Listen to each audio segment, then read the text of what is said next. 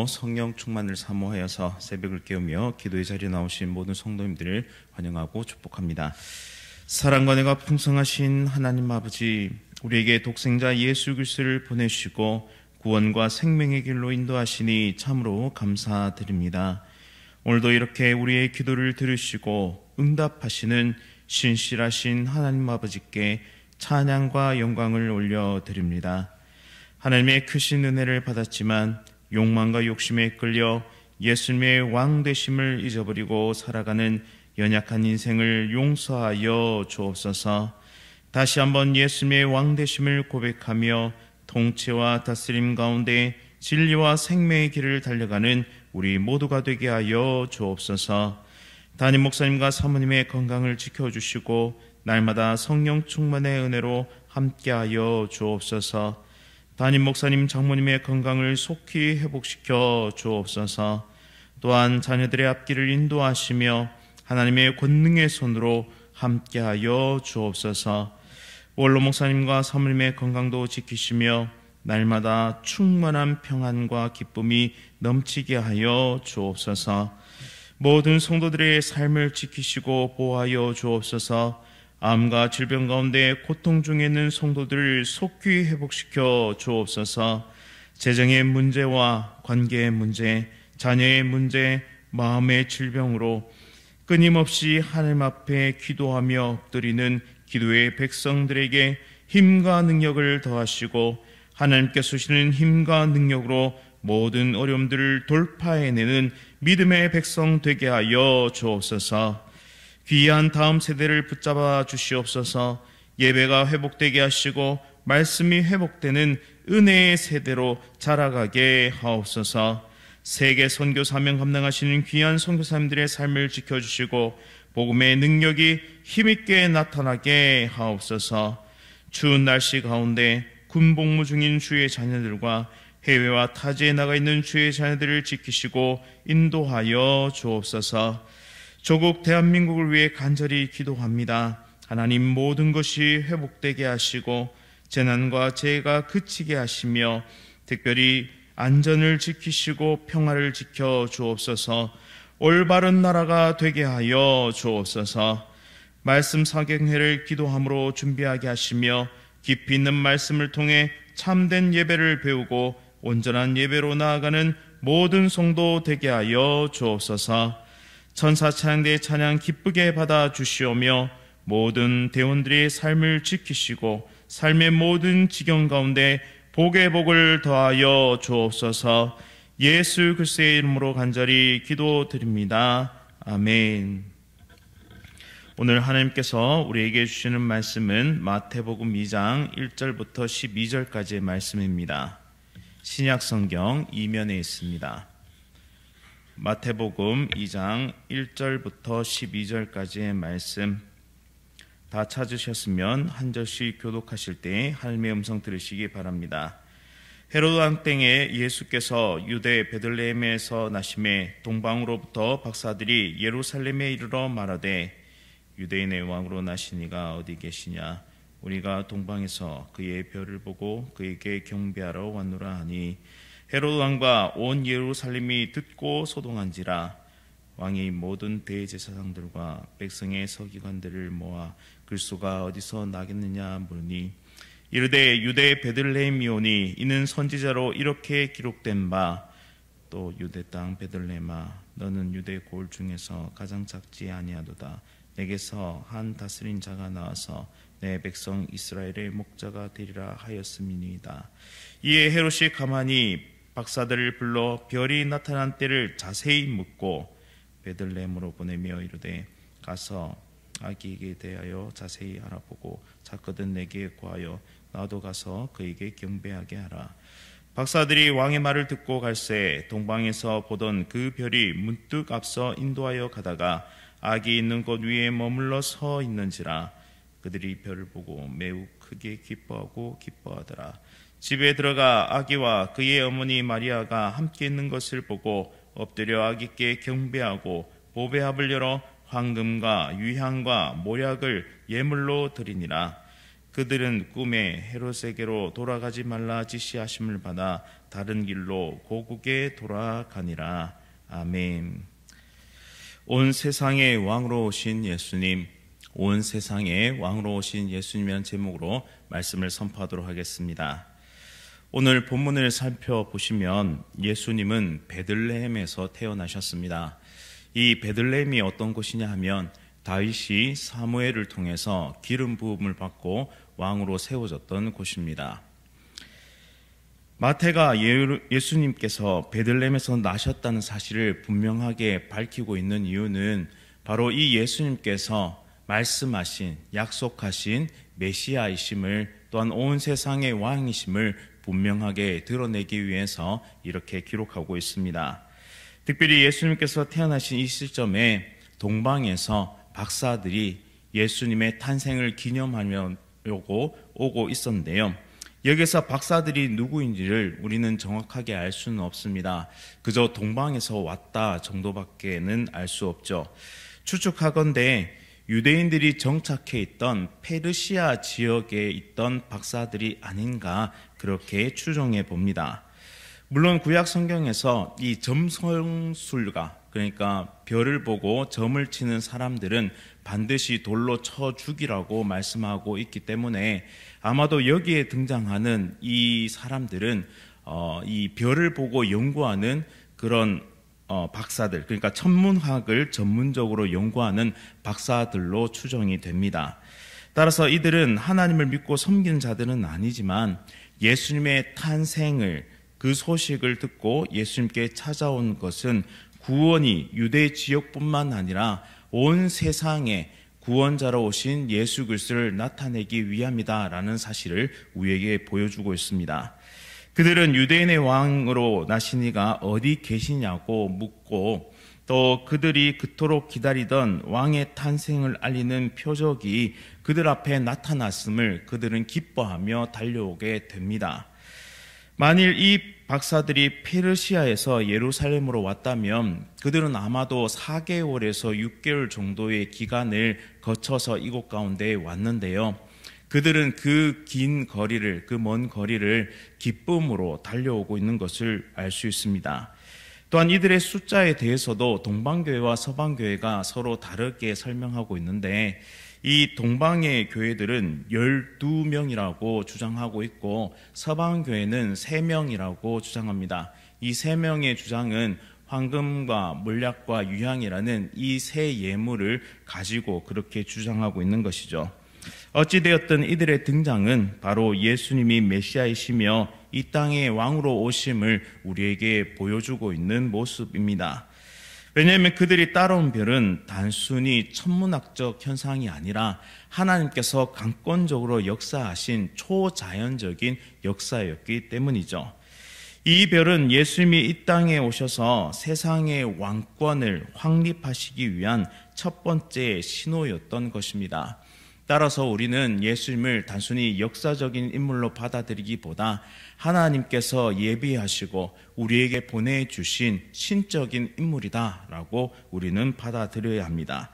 또한 더 나아가서 모든 것의 주권을 가지신 왕이시다라고 우리는 믿음으로 고백해야 하는 것이죠. 그래서 박사들은 2절 하반절에서 그에게 경배하러 왔노라라고 말합니다. 이러한 표현도 예수님의 신적 기원에 대해서 그 지위를 높여주는 대목이라 할 수 있겠습니다. 이방의 박사들이라 하면 바로 고위직의 사람들일 것이고요. 이 박사들이 유대의 아기에게 유대인의 왕이란 칭호를 붙이고 또 그에게 경배하러 왔노라라고 말하는 것은 매우 놀라운 일입니다. 이러한 모습은 예수님이 온 세상의 왕이심을 보여주고 단순히 유대 땅의 왕으로 오신 것이 아니라 바로 이 이방에도 미칠 구원을 가져오시는 놀라운 메시아이심을 우리에게 보여주고 있습니다. 그렇다면 우리는 과연 이 예수님을 우리의 왕으로, 우리의 메시아로 고백하며 살아가고 있습니까? 예수님은 우리의 개인적인 삶뿐만 아니라 이 세상에 구원을 주시는 왕으로 오셨습니다. 그리고 이 동방의 박사들이 4개월에서 6개월의 기간을 거치고 또한 그 별을 연구하고 기다리며 고대했던 그 간절함과 그 기쁨으로 이 예수 그리스도를 나의 왕으로 받아들이고 살아가고 있느냐라는 이 지점은 항상 우리의 삶에 있어서 고백되어져야 하고 또한 점검되어져야 하는 것입니다.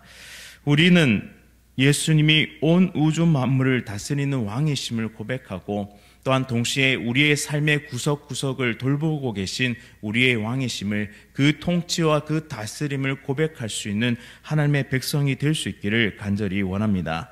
그래서 우리의 삶이 더욱 충성되고 신실한 삶으로 나아가는 하나님의 거룩한 백성들 다 되시기를 간절히 바랍니다.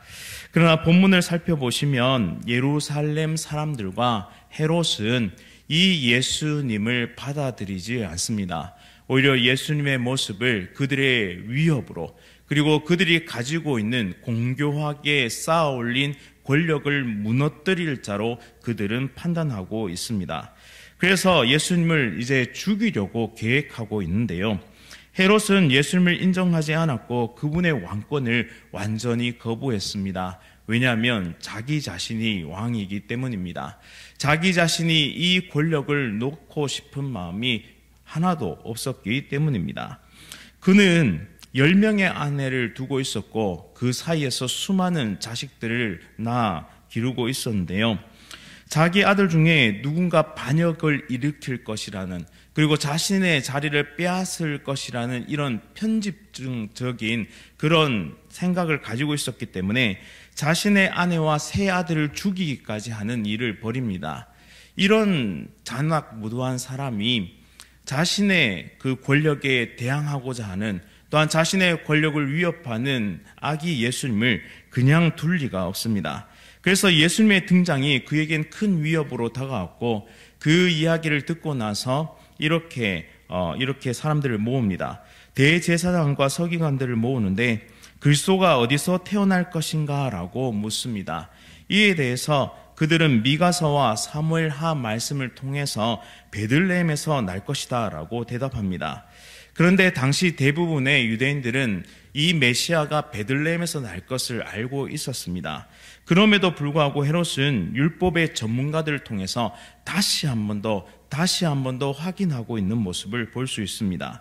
그리고 7절 말씀처럼 헤롯은 박사들을 가만히 부르는데요. 그리고 별이 나타난 때를 자세히 묻습니다. 그리고 헤롯은 아기를 찾거든 자기에게도 알려서 자신도 그에게 가서 경배하게 하라라고 말합니다.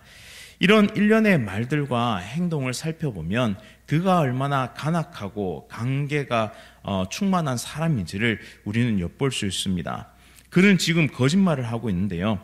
만약 예수님의 탄생이 조금이라도 자신의 권력에 대해서 위협이 된다면 가차없이 그를 제거할 것입니다. 자기 아들까지도 죽이는 판국에 다른 사람은 오죽하겠습니까? 이미 그는 대제사장들과 서기관들로부터 베들레헴에서 이 메시아가 탄생할 것을 알고 있었습니다.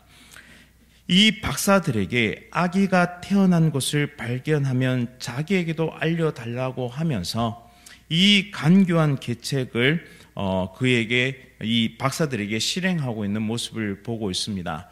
그러나 그가 간과한 것이 있었는데 그것은 바로 하나님께서 강하게 섭리하시고 역사하고 계셔서 예수님을 지키고 보호하신다는 사실을 그는 차마 헤아릴 수 없었습니다.